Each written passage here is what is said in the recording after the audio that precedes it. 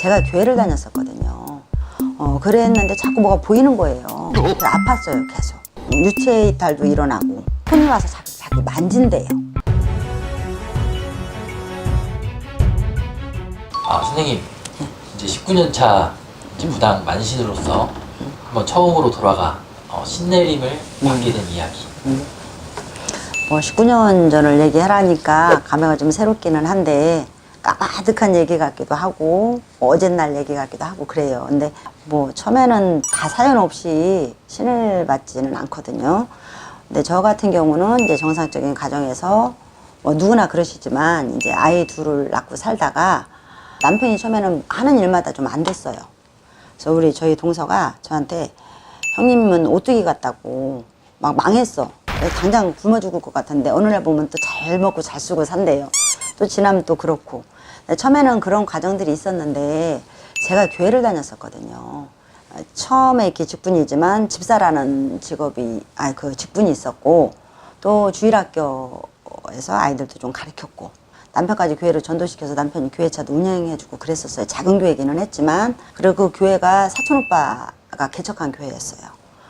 그랬는데 자꾸 뭐가 보이는 거예요. 뭐가 보이고 처음에 이제 남편 사업은 그렇다고 해. 그 사람이 좀 사업적인 능력이 없나 보다라고 생각을 했죠.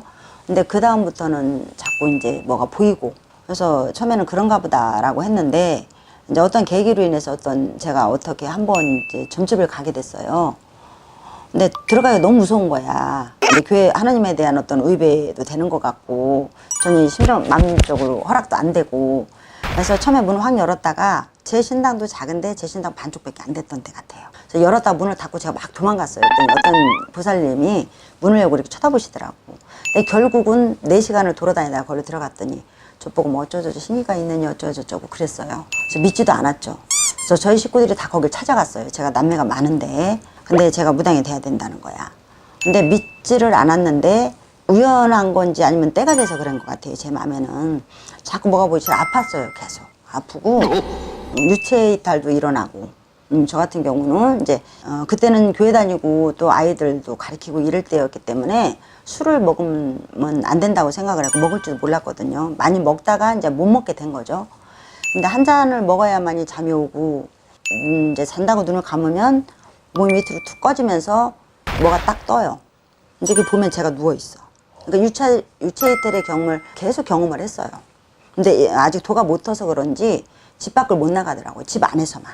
근데 그런 게 일어나니까 자꾸 사람이 마르고 뭐 잠도 못 자고 막 이런 경우들이 이제 있다가 결국은 안 받을 수 없었던 것은 큰아이가 이제 아침에 일어나면 이렇게 입술이 닭똥구멍 마냥 이렇게 뒤집어져요. 아무것도 못 먹어. 그래서 엄마 이렇게 말을 해요. 그러니까 빨대로 뭐 이제 간신 좀 먹이고 데리고 나서 주사를 맞춰 선생님한테 전화를 해서 학교를 들여보내고 밤이면은 작은 아이가 온몸에 이렇게 부스럼이 나는 거야. 그래서 작은 아이는 밤이면은 성환 시내는 데로 가서 주사를 맞춰야 가라앉고. 근데 그거까지도 견뎠는데 나중에는 이제 작은 아이가 자다가 자꾸 비명 지르듯이 놀래고 집에서 저렇게 붙잡지 않으면 화장실도 못 가요. 무섭다고 자꾸 뭐가 다는 거야. 그러니까 제 느낌에는 아마 귀신은 사람보다 체온이 낮다고 하거든요. 그러니까 양적인 귀신이든 음적인 귀신이든 영이잖아요. 사람하고 다르기 때문에 이렇게 아이가 말을 할 수는 없어서 뭐 닿는 느낌이 무서웠던 것 같아요. 그리고 아이가 이제 밤에 가서 쫓아가 보면 방울 아이 방으로 쫓아가 보면 언니 손도 아니고 텔레비전에서 나오는 것도 아니고 컴퓨터에서 나오는 것도 아닌데 손이 와서 자꾸 만진대요. 그러니까 아이는 다르게 표현할 수가 없었던 것 같아. 그러고 나서 나중에는 제가 글을 못 읽었어요. 한글 이렇게 딱 쳐다보면 머릿속엔 있어요. 숭인당 이건 있어. 읽어보래 못 읽어요. 제가 글을 못 읽었어요. 그래서 제가 남편한테 나 받아야 될 것 같다 라고 하니까 우리 남편이 결정은 당신이 하는 건데 받아야지 그럼 어떻게 하겠어 라고 해서 받게 된 경우가 됐죠. 그래서 받으면 끝인 줄 알았더니 그때는 저 가정에 저만의 고통이었는데 지금 받고 나니까 여러 사람 고통 속에 이렇게 살아야 되는 거라 뭐 그 자리나 이 자리나 힘든 건 똑같더라고요. 저도 이제 선생님들을 만나 뵙고 나서 이 무당 제자의 길이 얼마나 힘든지를 많이 들었는데 이제 힘든 거는 지나갔고 앞으로는 선생님의 어떤 계획이나 아니면은 뭐 마음가짐 같은 것들을 뭐 시청자분들에게 네, 뭐 그쵸. 뭐 힘든 거 없이 세상에서도 자리 잡으려면 그만큼 안 힘든 일 없거든요. 그래서 제가 제 신딸들한테 뭐 힘들다 어쩌다 하면 제가 엄살 부리지 말라고 그래요. 그리고 또 모르는 분들은 겨울에 뭐 기도 다니려면 얼마나 힘드세요. 뭐 추운데 다니시려면 얼마나 힘드세요 그러는데 겨울에 안 춥고 여름에 안 더운 사람이 어디 있어요. 근데 그거는 사실 고통 쪽에 치지도 않고 그만큼 요만큼 지나서 소소한 사람이라도 저를 알아주시니까 그게 보람이라고 봐야 되고 어떤 때는 이렇게 보이지 않는 신명과 사니까 이제 가끔 이렇게 좀 힘들고 우울할 때가 있어요. 그럴 때마다 이제 신도분들이 그럴 땐 또 용케 전화들이 와요. 보살님, 선생님, 저 힘든데 뭐 기도해 주세요. 뭐 그리고 찾아오시고 이제 왔다 가시고 이제 그러면서 그게 보람이고 앞으로는 이제 저희 같은 경우는 처음에 이렇게 올 때는 이쪽 길을 올 때는 굉장히 포부가 커요. 신이 모든 걸 해줄 거라고 생각을 하고 앞으로 이제 나는 모든 사람의 뭐를 가지고 사니까 그 사람들을 위해서 뭐 업장 소멸도 하고 뭐 그 사람을 위해서 이렇게 살고 막 이래다가 가다 보면 또 그게 좀 줄어들어요. 근데 결국은 궁극적인 목표는 신명이 저를 여기 세웠을 때는 사람들이 기도해주고 살으라고 하지 않았겠어요.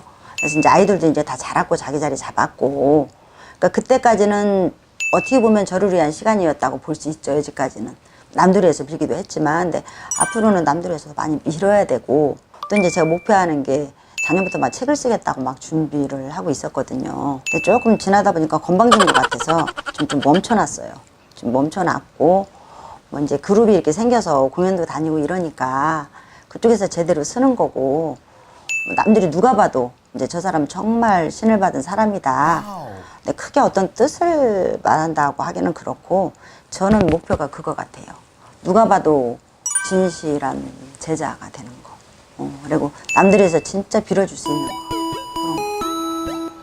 네, 감사합니다. 지금까지 숭인당 이명선 만신이었습니다.